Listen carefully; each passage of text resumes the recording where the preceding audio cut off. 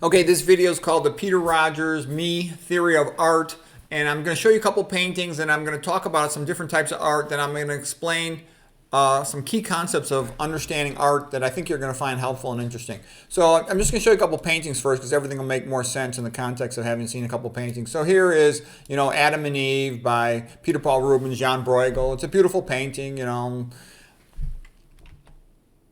So we've got Stories of the Bible. Now here is a painting that shows what is called Catholic syncretism. Syncretism means to learn from other cultures and absorb what's best of them. This painting, of course, is the School of Athens by Raphael in the Vatican's, Stanza Signatura room, and you can see there's Diogenes, the homeless Greek philosopher. There's Heraclitus, but it's really Michelangelo. There's Aristotle pointing down to earth, be practical. Socrates is over here talking to Alcibiades. This is Plato pointing up to the sky, the concept of the perfect forms. But the point of this painting is that the Catholic Church learned what it could from the pagans, from the ancient Greeks, from the ancient Greek philosophers and scholars. They're mathematicians like Euclid over here and Ptolemy and Archimedes. It learns what it can from them, and the background's all this Roman architecture. So it soaks up what's best of the cultures it encounters and absorbs that for all Catholics to appreciate and use. It loves sculpture and painting. Okay? So this is really the high point of the Italian Renaissance, this painting right here. Now here's a painting of the ancient Romans by Lawrence Tadema, and it's just beautiful. He's got a bunch of paintings like this, spectacular color and pageantry and scenery and whatnot. So what I'm sort of saying here is everything is open to Catholic art.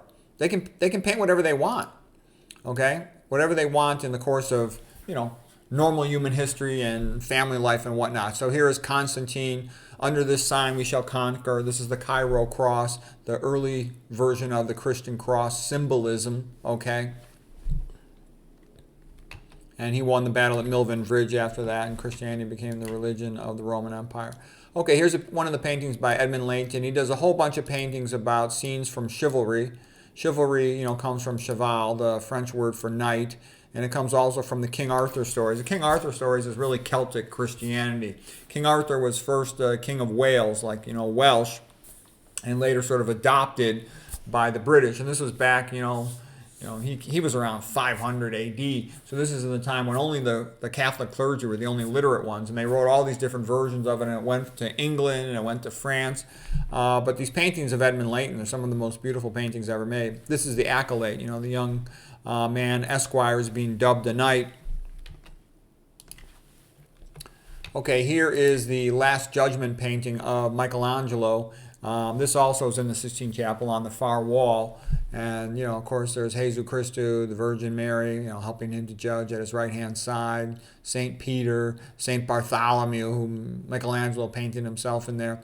But anyways, I'm showing you, this is also one of the high point paintings of the late Renaissance. Really sort of the beginning of the Catholic Counter-Reformation, if you will. And it's just magnificent. It's spectacular. And the Catholic religion, they love celebration of Mary and the Holy Family. They love all the saints and the martyrs. Okay, that's different than Protestantism. Protestantism is like only worship what's in the Bible. Okay, and they just showed up. Johnny come lately, 1517, Martin Luther's 95 Theses on the wall of Wittenberg. So it's really a later small version of Christianity. Okay, I just wanted to get a sense of these paintings. Here's Christian literature. This is from Dante's Divine Comedy. This is Dante, of course, being guided up to heaven by Beatrice, his muse, the woman he loved, who's in heaven. And what I'm trying to say is Catholic art, it takes it all in. Here's a painting from one of the Pre-Raphaelite Brotherhood group of artists by John Everett Millais. This lady he's painting is actually a very famous actress and model in England in the 1800s. She was laying down in the bathtub in water that he used to model this painting. But this is a great example of the style of the Pre-Raphaelite Brotherhood. She caught a cold in the tub, and he had to pay her lots of money. But it's a magnificent painting. Ophelia, poor Ophelia drowned, from the play Hamlet by Shakespeare. And the point of it is, Catholic art includes all the great literature. They're happy to paint the paintings, okay? And now you would say John Everett Millais was a Protestant in England, but this was the time of the Catholic revival in England, the Victorian Renaissance. the Tractarian movement of, Cardinal John Henry Newman, who became a saint, okay? And the time of Augustus Welby Pugin as well. Catholic revival was big, okay? And Ruskin supported this, and Ruskin knew the Catholic artists were the best. It bothered him. He's a Protestant, sort of a Calvinist, Presbyterian, Scottish guy of his influence, but it's magnificent painting. All right. But that was the competition between the Protestant and the Catholic artists.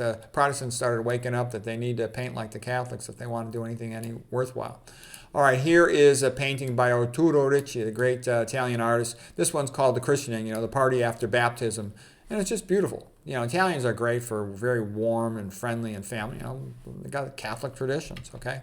Show you one more painting, then we'll get into the theory of the art and the concepts of art. This one is called First Communion, okay? And again, it's just beautiful. And these sort of traditions of baptism, christening party, first communion, all this stuff, it gets the families and the relatives together. It creates a sense of community. Christianity, Catholicism is way better than that, than the other versions of Christianity. It's very family and tradition orientated and building up a community. I went to Catholic school for 8th grade, so I'm pretty familiar with how this all works. Okay.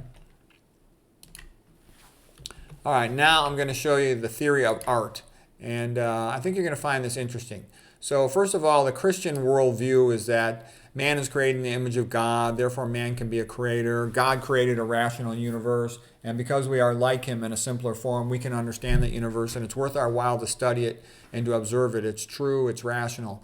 Okay, Ayn Rand, she said, art is a concretization of metaphysics. So what that means is to make concrete what you value, okay? You paint a symbol of Christ on the cross because you value the gift he gave to mankind, all right? That's a sign that this is worth making a painting about. Okay, Gottfried Leibniz, a Christian German guy, he said, there's either God or nothingness. This is the best of all possible worlds. And that's the one pitfall of Christianity. Sometimes you get this over-exuberance, and people can overdo it a little bit. But there's, he's a brilliant guy. He's co-inventor of calculus. All right. But now I'm going to show you the pitfalls of drifting too far from this. There's Friedrich Nietzsche. He was a failed musician and composer, atheist, homosexual. He died relatively young of syphilis, probably got that from a gay brothel. His hero was Napoleon, and he just wanted might. He wanted to be powerful, aristocrat, dominant, brutal, tyrant, dictator, ruler, and he felt that great men should strive to power and to dominate other men, that aristocrats should just command the people and should not even talk to them, not debate with them. He said, but he did say art for art's sake is not possible. Art always has some meaning to promote something or discredit something else, and to say that you can have art for art's sake is to throw morality away, to throw it to the devil. So Nietzsche was a smart guy, but he really had no point to his life.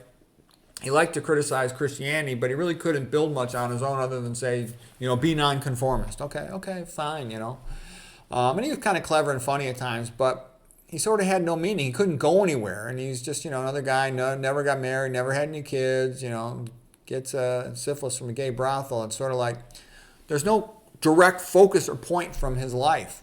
Okay, here's Goethe. Now, Goethe was a genius. He was a polymath.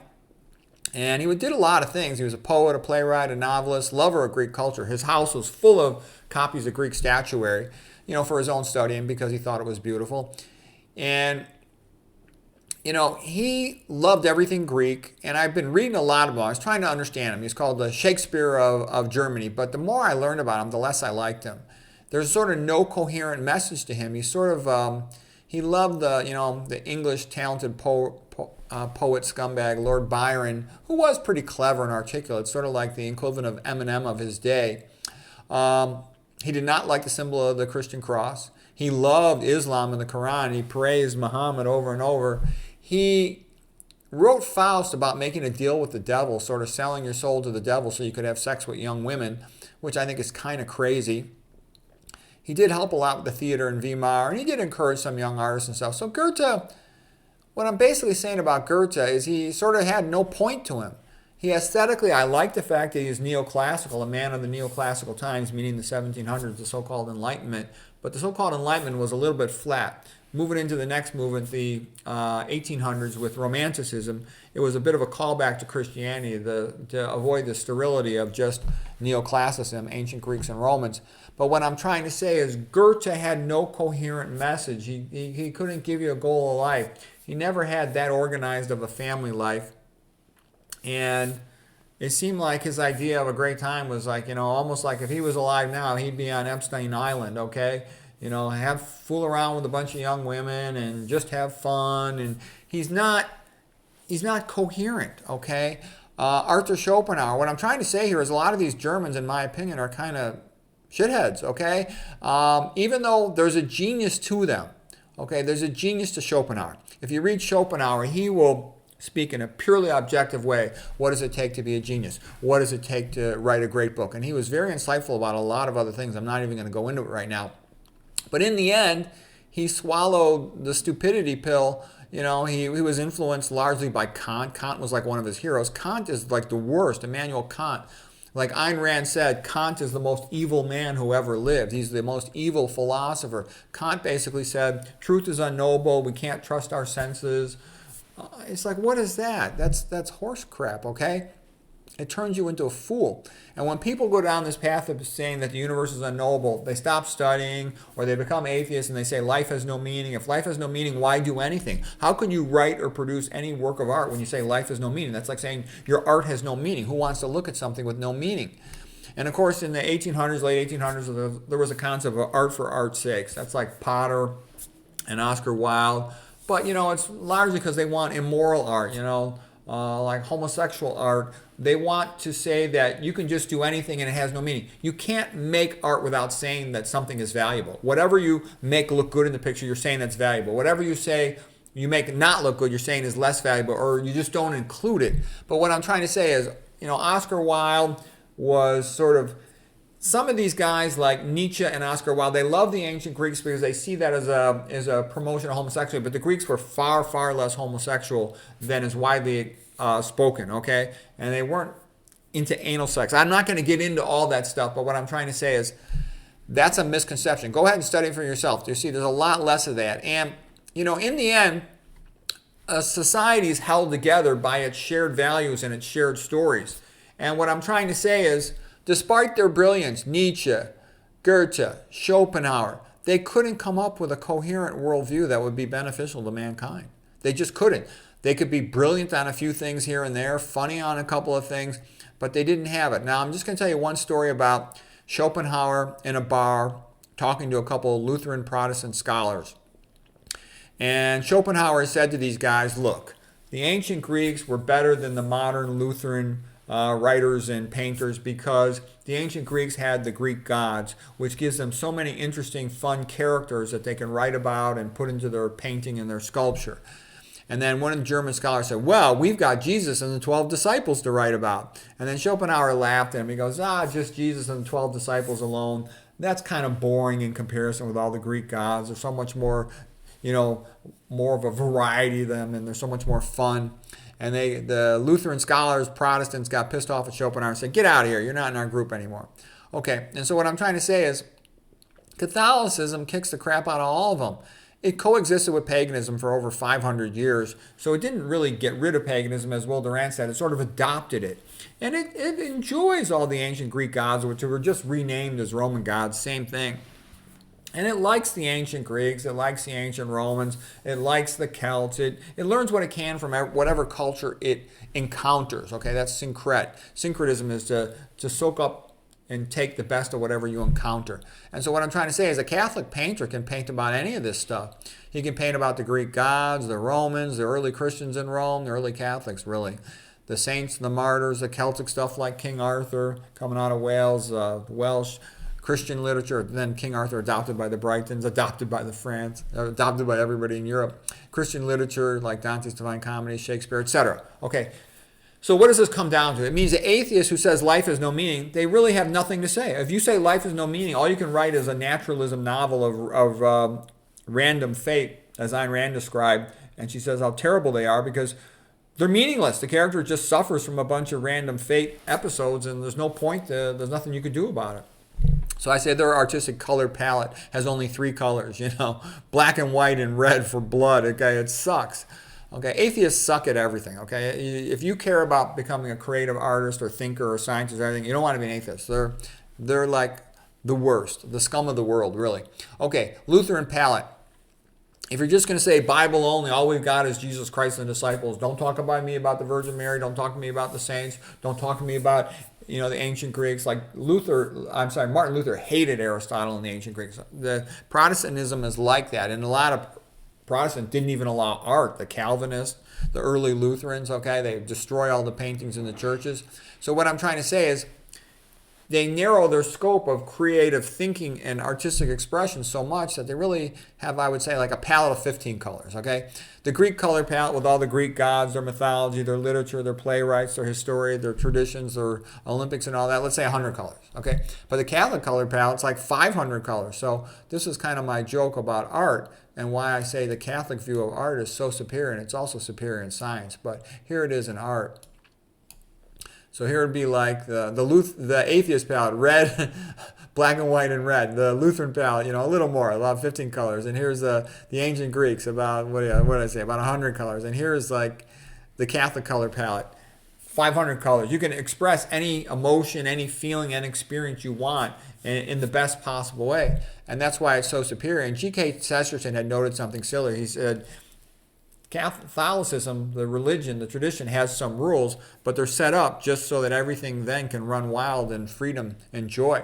And that's true. Now, don't get me wrong. I know the modern organized Catholic Church, the current Pope is the Antichrist, and the current priests stink, and the current cardinals stink.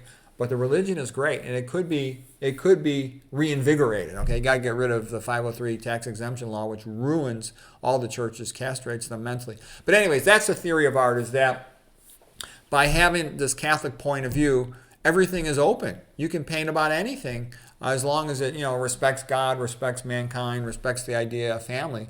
But it's beautiful, and that's why they made the vast majority, 99% of the good art and literature. Okay. So, anyways, there it is. Hope you found that interesting.